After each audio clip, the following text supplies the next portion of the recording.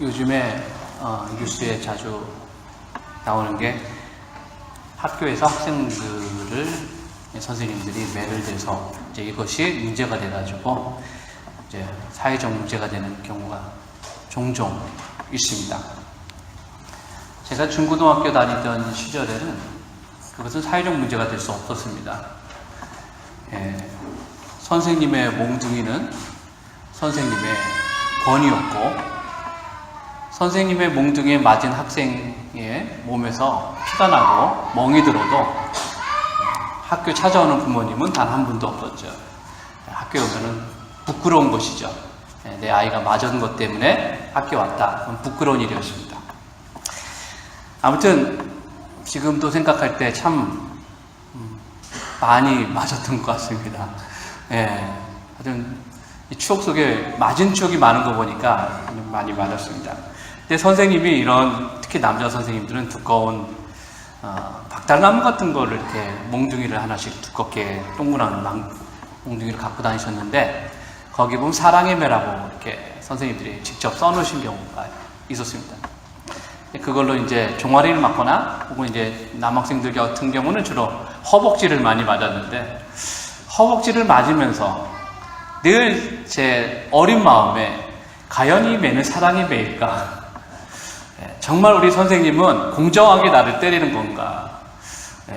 늘 그런 의심이 들더라고요. 왜냐하면 선생님이 때릴 때 뭔가 좀 감정이 섞여져 있다는 느낌이 들었습니다. 아무튼 그렇게 사랑의 매에 대한 추억이 많이 있습니다. 오늘 우리가 읽은 말씀을 보면 특별히 32절에 하나님이 이 예정하신 몽둥이라는 말이 나옵니다. 그것을 아수르에 더하실 것이다 이렇게 말씀하죠. 여호와께서 예정하신 몽둥이를 아수르에 더하실 때마다 소고를 치며 수금을 탈 것이며 그는 전쟁 때에 활을 들어 그들을 치시리라. 여러분, 예정하신 몽둥이, 이 예정하신 몽둥이라는 말은 무엇을 가리킬까요? 무슨 뜻일까요? 한마디로 말해서 그것은 하나님께서 아시리아를 심판하기 위해서 몽둥이를 예비해 놓으셨다라는 말과 같습니다. 그러니까 이것은 징계죠. 징계와 재앙의 몽둥이라고 하는 것입니다. 이것을 하나님이 예비해 놓으셨다, 예정해 놓으셨다 이렇게 말씀합니다. 여기서 우리는 한 가지 질문이 생깁니다. 그렇다면 아시리아는 처음부터 하나님의 진노의 몽둥이를 막기 위해서 존재했는가? 마치 하나님은 아시리아를 위해서 몽둥이를 준비하고 계셨다라고 이렇게 표현되고 있지 않습니까? 만약 그렇다면 좀 아시리아한테는 너무 미안한 말이지만 너무 불공평하다 이런 생각이 듭니다. 왜 아시리아는 하나님이 그 예정하신 몽둥이, 그 매를 막기 위해서 아시리아가 존재하는 것처럼 이렇게 말씀을 하고 있죠. 여러분, 우리는 여기서 마치 하나님께서 정말로 아시리아를 미워했고 또 그렇기 때문에 아시리아는 심판과 재앙을 받기 위해 존재하는 그런 하찮은 존재에 불과하다라는 생각을 가질 수가 있습니다. 이 아시리아는 정말 그냥 망하기 위해서 생긴 나라인가 보다 이렇게 생각을 할 수가 있죠. 만약 우리가 그렇게 생각한다면 우리는 오늘 이 말씀, 예정하신 몽둥이라고 하는 이 말을 크게 오해하고 있는 것입니다. 이 말 속에 아주 중요한 의미가 있기 때문이죠. 여러분, 이것은 하나님의 성품을 보여주는 것입니다. 이 말씀은 실상은 단지 아시리아에게만 해당되는 말씀이 아니라는 것이죠. 아시리아이기 때문에 하나님께서 그들을 위해서 몽둥이를 준비해 놓으셨다 이 얘기는 아니라는 얘기입니다. 아시리아이기 때문에 몽둥이를 만든 게 아니라는 얘기죠. 하나님이 예정하신 이 몽둥이는 실상 아시리아를 포함해서 모든 나라와 모든 민족들에게 준비되어 있는 것입니다. 이스라엘이라 하더라도 하나님께서 그들에게 예정하신 몽둥이가 있다는 얘기죠. 도대체 목사님 오늘 무슨 말씀을 하고 있습니까? 아마 여러분들 오해할 수가 있을 것 같습니다. 어려운 말씀이죠. 여러분, 어떤 나라에게는 몽둥이가 예정되어 있고 어떤 나라에게는 구원이 예정되어 있다. 우리 이렇게 생각할 수가 있는데 그렇지 않다는 것입니다. 그런데 왜 오늘 말씀에서 하나님은 아시리아에게는 예정하신 몽둥이를 더하실 것이다 라고 말씀하고 있는 것일까요? 이 말씀은 아시리아가 하나님의 예정하신 몽둥이를 맞는 이유가 아시리아이기 때문에 맞는 게 아니고 그들이 하나님 앞에 불의를 행했기 때문에 하나님 앞에 범죄했기 때문에 이 몽둥이를 맞는다는 말입니다. 아시리아이기 때문에 맞는 게 아니라 그들의 죄 때문에 이 몽둥이를 맞게 됐다는 얘기죠. 여러분, 이 말이 무슨 말입니까? 원래 하나님이 아시리아를 사용하실 때 이 아시리아는 유다와 이스라엘을 심판하고 또 징계하기 위한 하나님의 도구로 쓰인 겁니다. 그러니까 아시리아에게는 한계가 있는 것이죠. 딱 한계가 정해져 있는 것입니다. 그런데 아시리아는 그것을 모르고 나중에는 심지어 하나님까지도 거들먹거리면서 자기들이 하나님보다 더 낫다 이렇게 하면서 막말을 하고 교만히 행했습니다. 열왕기하 18장 32절과 35절에 보면 이 유다를 포위하고 있던 아시리아의 장군이었던 납사게는 히스기야 왕에게 이런 말을 전했습니다. 히스기야가 너희를 설득하여 이르기를 여호와께서 우리를 건지시리라 하여도 히스기야에게 듣지 말라. 민족의 모든 신들 중에 누가 그의 땅을 내 손에서 건졌기에 여호와가 예루살렘을 내 손에서 건지겠느냐 하셨느니라. 여러분, 원래 하나님의 징계의 도구로 쓰임받기 위해서 사용된 아시리아인데, 지금 이 아시리아는 자기들의 그 소임을 넘어서 이제는 오히려 자기들을 창조하시고 자기들에게 그 소임을 맡겨주신 하나님을 대적하고 있습니다. 그래서 하나님께서는 그들의 그 악한 행위를 보시고 지금 그들에게 내가 너희들에게 예정한 몽둥이를 더하겠다라고 말씀을 하고 있는 것이죠. 여러분, 이 하나님께서 예정하신 몽둥이, 이 말은 하나님의 공의를 표현하는 말입니다.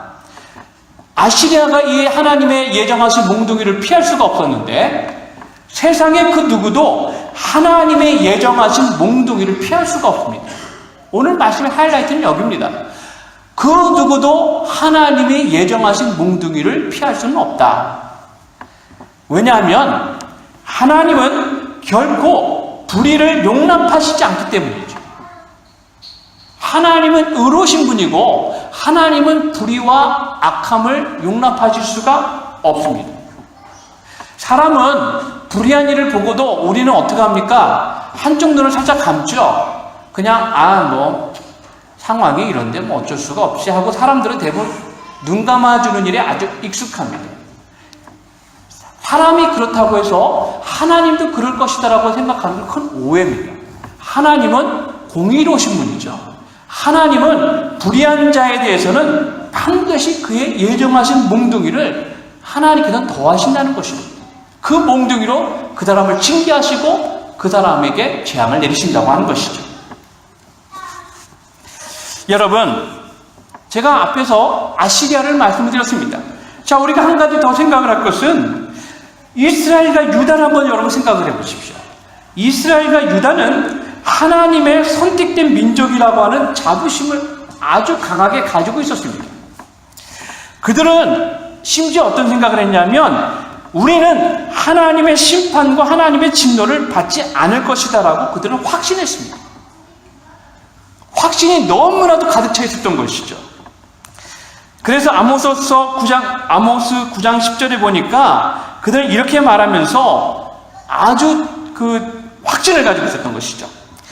내 백성 중에서 말하기를 화가 우리에게 미치지 아니하며 이르지 아니하니라.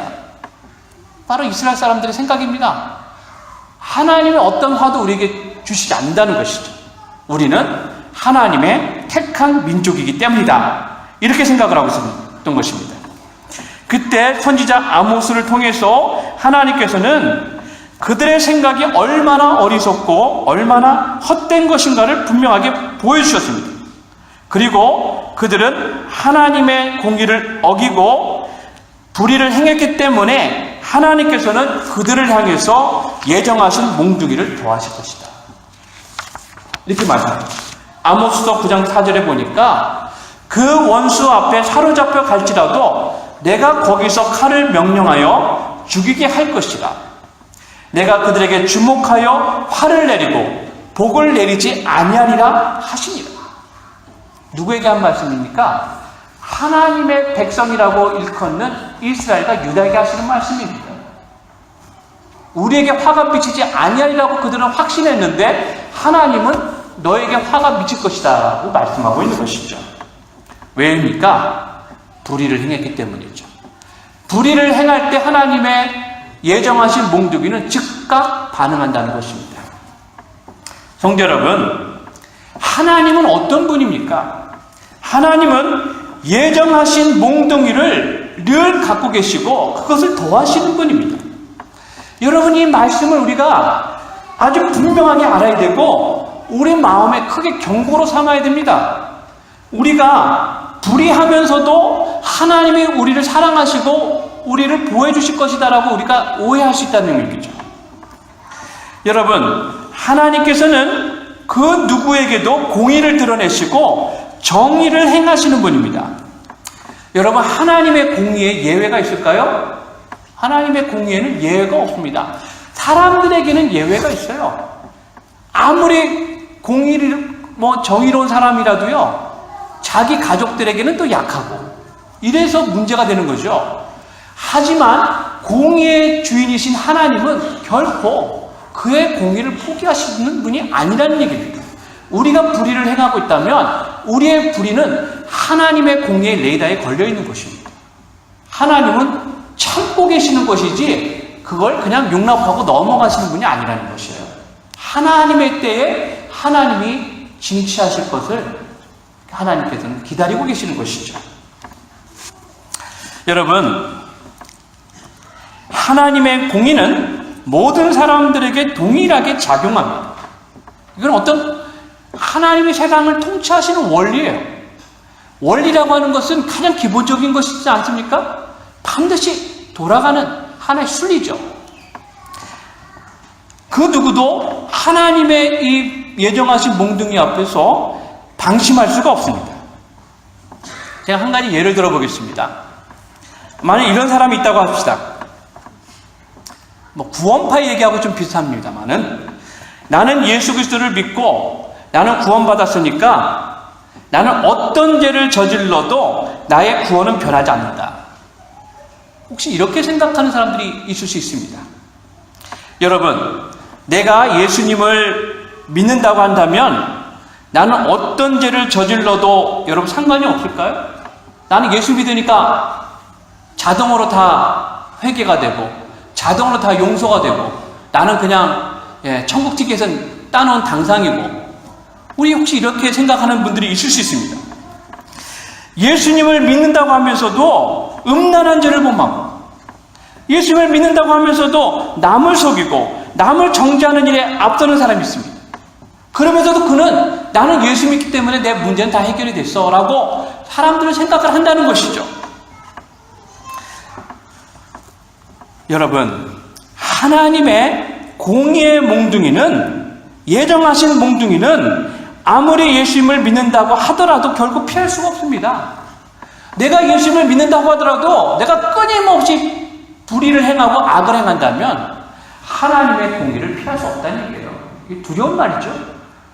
우리가 오해할 수 있다는 얘기를 제가 여러분에게 말씀을 드리려고 지금 이 말씀을 하고 있는 것입니다. 교회에 나오고 예수님을 믿는다고 말하면서도 내가 세상에서 온갖 불의를 행하고 있다면 하나님의 예정하신 몽둥이는 나에게 임할 것이고 나는 그 몽둥이로 인하여 크게 징계와 재앙을 당하게 된다는 것이죠. 이게 바로 하나님의 섭리입니다. 하나님의 통치 방법이죠. 여러분, 그러므로 우리가 항상 하나님의 공의를 두려워해야 합니다. 하나님의 공의를 우습게 여기는 사람들이 많이 있는데 절대로 하나님은 그것을 용납하시는 분이 아니죠.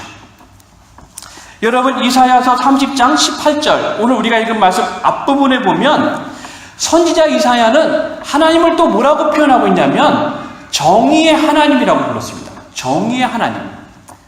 대저 여호와는 정의의 하나님이심이라 그를 기다리는 자마다 복이 있도다. 하나님은 예정하신 몽둥이기도 하지만 정의의 하나님이죠. 하나님께서는 조금의 불의도 용납하지 않는다는 얘기입니다. 고린도전서 5장을 보면 이 고린도 교회 이야기가 나오는데, 고린도 교회 참으로 은혜로운 교회였지만 동시에 참으로 말썽 많은 교회였습니다. 오늘날 현대 교회하고 아주 비슷한 문제를 많이 갖고 있었는데요.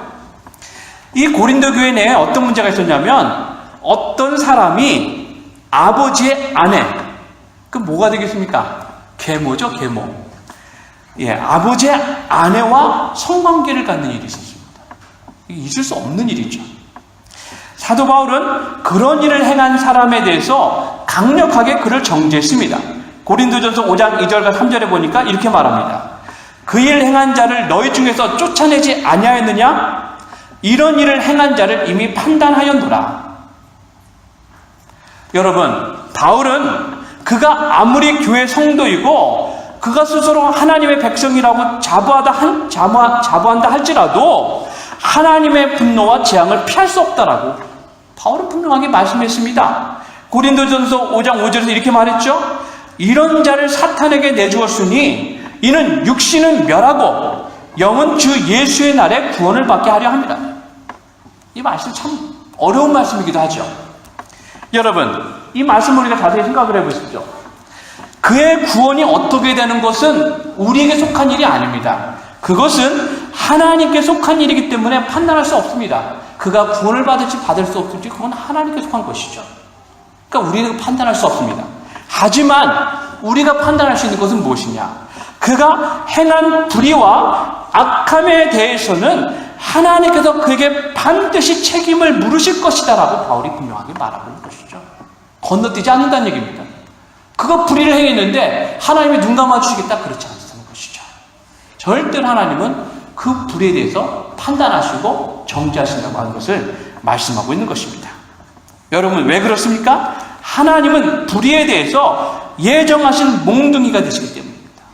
예정하신 몽둥이라는 것입니다. 모든 사람들에게, 불의를 행하는 모든 사람들에게 하나님은 예정하신 몽둥이죠. 이것이 바로 하나님의 통치의 원리인 것입니다. 여러분, 이것은 하나님의 공의로우심에 대해서 아주 분명하게 말씀하고 있는 것이죠. 하나님은 불의를 간과하지 않는 분이라고 하는 것입니다. 자, 이제 제가 이 하나님의 성품, 속성에 대해서 하나님이 특별히 불의를 간과하시지 않는 하나님의 공의에 대해서 말씀을 드렸는데, 이제 그 공의와 더불어서 또 하나 중요한 하나님의 속성에 대해서 말씀을 드리려고 합니다. 그것은 뭐냐면 하나님께서 불의한 자를 용납하지 않으시는 것과 아주 동일하게 하나님 앞에 서는 사람에 대해서는 그가 어떤 사람이든지 반드시 용서하시고 은혜를 베푸신다고 하는 것입니다. 이게 두 가지가요, 동전의 양면인데 아주 정확하게 메커니즘으로 하나님의 통치의 섭리가 탁탁탁탁 움직인다는 겁니다. 불의한 자에게는 하나님의 공의가 선포되어지고 하나님 앞에 은혜를 구하는 자에게는 은혜를 베푸신다고 하는 겁니다. 이것이 아주 놀라운 하나님의 섭리죠. 우리가 이 하나님의 섭리를 잘 알아야 우리가 하나님 앞에 온전하게 나갈 수가 있습니다. 성도 여러분, 아시리아를 생각해 보십시오. 아시리아를 위해서 하나님은 예정하신 몽둥이를 준비했습니다. 그런데 만일 아시리아가 하나님께 회개하고 하나님 앞에 굴복했다면 어떻게 됐을까요? 예정하신 몽둥이가 아니라 하나님은 그들에게 은혜를 선포하시고 하나님의 구원에 참여하게 하셨을 것입니다. 진노의 몽둥이가 아니라 구원의 은혜가 예비되었다고 하는 것이죠. 이것이 바로 하나님의 섭리인 것입니다. 여러분, 재미있는 것이 있습니다. 오늘 아시리아에 대해서 선포하고 있는데, 아시리아의 당시 수도의 역할을 했던 니느웨 성이 있습니다. 그 당시에 가장 아주 큰 도시 중에 하나였는데, 이 니느웨가 하나님의 예정하신 몽둥이를 맞아야 되는 운명이었습니다. 그래서 하나님이 요나에게 니느웨 악독 때문에 내가 니느웨를 심판할 것이다 라고 선포하라고 명령하셨습니다. 요나서 1장 2절에 보니까 너는 일어나 저 큰 성읍 니느웨로 가서 그것을 향하여 외치라. 그 악독이 내 앞에 상달되었음이니라. 요나는 하나님의 뭐만 알았냐면요, 하나님의 공의만 알았습니다. 드디어 니느웨는 멸망하는구나. 엄청 마음에 좋았습니다. 왜냐하면 당시에 이스라엘을 괴롭히던 나라가 아시리아가 아닙니까? 그래서 그는 하나님이 선포하라고 했으니까 이제 니느웨는 망했다. 이제 40일 안에 요나는 니느웨는 망할 것이다 라고 생각을 하고 이제는 아주 당당하게 가서 선포했습니다. 니느웨는 망할 것이다. 근데 도저히 이해할 수 없는 일이 일어났습니다. 상상할 수 없는 일입니다. 니느웨 백성들이 왕으로부터 시작해서 철저하게 회개했다는 것이죠. 요나서 3장 5절에 이렇게 말합니다. 니느웨 사람들이 하나님을 믿고 금식을 선포하고 높고 낮은 자를 막론하고 굵은 베옷을 입은지라. 여러분, 어떻게 되었을까요? 하나님은 니느웨를 위해서 예비하셨으니까 이 몽둥이 한번 휘둘러야 되겠다. 예정하신 몽둥이를 휘두르셨을까요? 오히려 그걸 거두시고 니느웨 백성들에게 구원을 베푸셨습니다. 이렇게 말씀하죠. 하나님이 그들이 행한 것, 곧 그 악한 길에서 돌이켜 떠난 것을 보시고 하나님의 뜻을 돌이키사 그들에게 내리리라고 말씀하신 재앙을 내리지 아니하십니다. 그래서 요나서 읽어보시면 요나가 이것 때문에 엄청나게 화가 났습니다.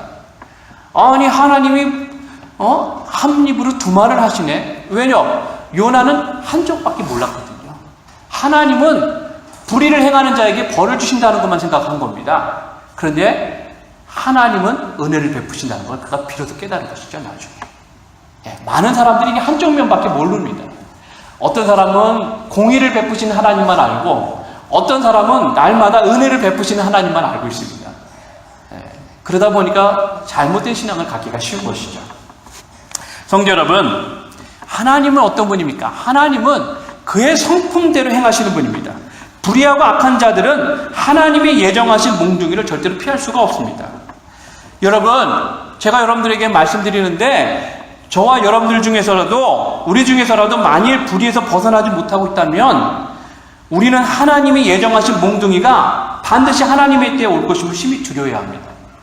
지금 아무 일도 일어나지 않으니까 그냥 우리 마음이 그냥 간이 부은 것처럼 끄떡없다라고 생각하고 우리가 행할 수 있죠. 하나님의 때에 반드시 예정하신 몽둥이가 있다는 사실을 기억해야 합니다. 하나님 앞에 불의를 함을 행해서는 안 된다고 하는 것입니다.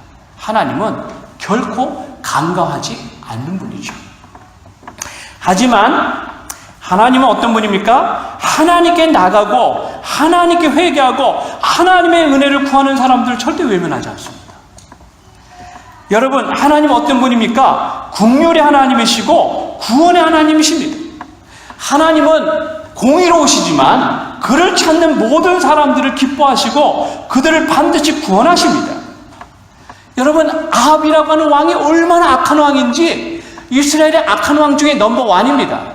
그래도 성경에 보면 이 아합이 하나님이 심판을 선포하셨을 때 갑자기 마치 니느웨에 온 사람들처럼 회개했습니다. 하나님 앞에 돌이켜서 회개했습니다. 어떻게 됐습니까? 하나님이 그 심판을 돌이키셨어요. 악한 아합 왕이라도 하나님은 긍휼을 베푸십니다. 왜 그렇습니까? 사람마다 따라서 하나님이 행하시는 게 아니고 우리가 분명히 알아야 될 것은 하나님은 우리는 어떤 사람은 마음에 들고 어떤 사람은 마음에 안 들잖아요. 그럼 우리는 거기에 따라서 사람을 이렇게 편애하죠. 하나님은 메커니즘에 따라서 움직이십니다. 하나님은 사람을 편애하지 않습니다. 하나님은 하나님의 방법으로 우리를 통치하시죠.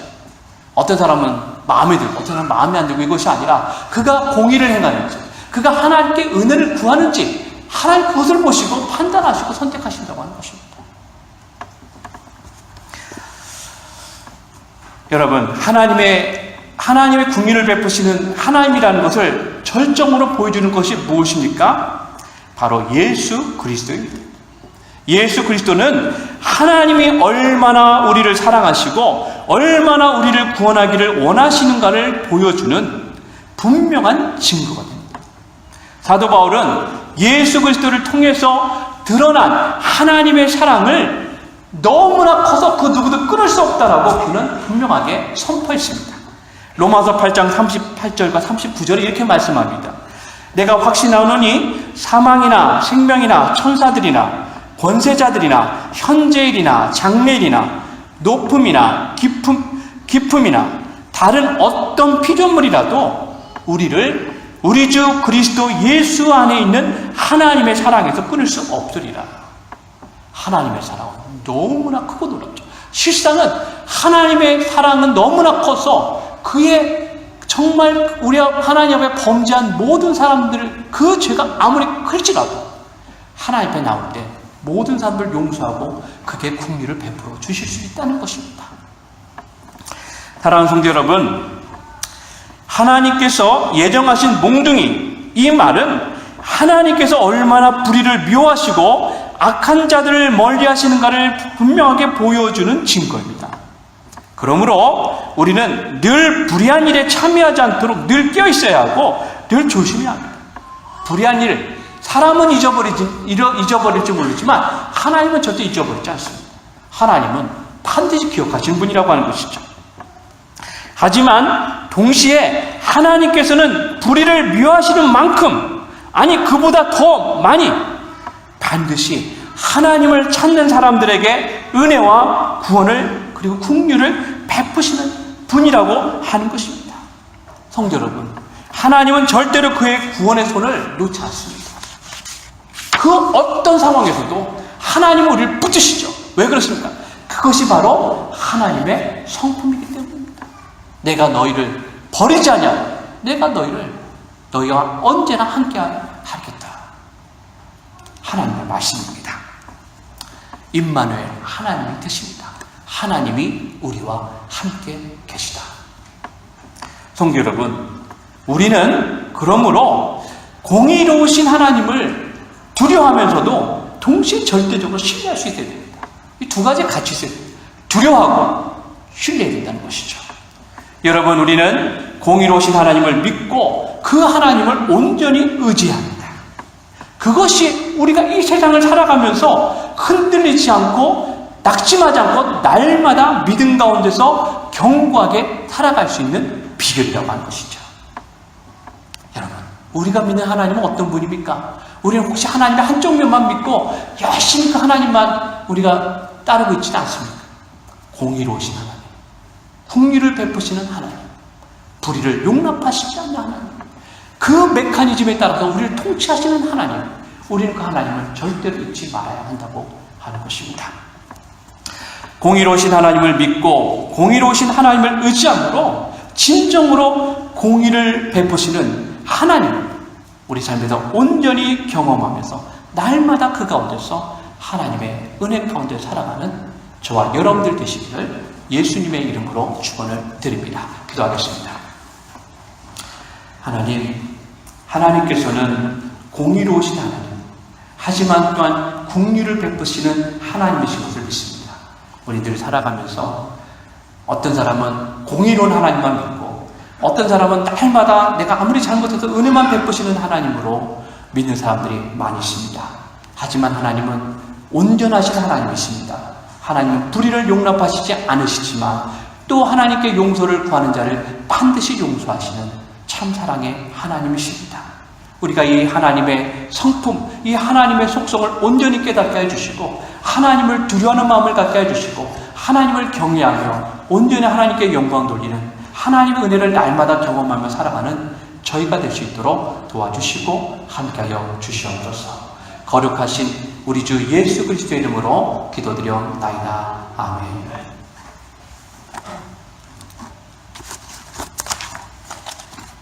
찬송가 309장 함께 부르시면서 하나님께 봉헌을 드리도록 하겠습니다.